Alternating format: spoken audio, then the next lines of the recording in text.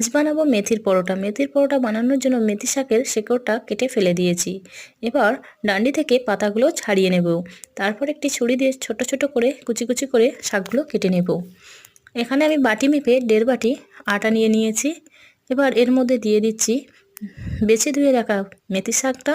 তারপরে দিয়ে দেব পরিমাণ মতো লবণ, হলুদ গুঁড়ো, লঙ্কার গুঁড়ো আর দিয়ে দেব জোয়ান, যেটা আমি একটু হাতে ঘষে নিয়ে দিয়ে দিয়েছি।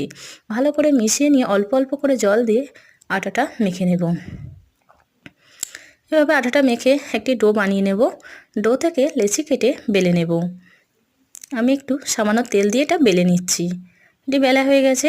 এবার আমি গ্যাসেতে একটি তাওয়া বসিয়ে এপিট ওপিট করে লাল লাল করে সেঁকে নেব সামান্য তেল দিয়ে। একটু সময় ধরে ভেজে নিলেই কিন্তু তৈরি হয়ে যাবে মেথির পরোটাগুলি রায়তা কিংবা চাটনির সঙ্গে পরিবেশন করতে পারেন।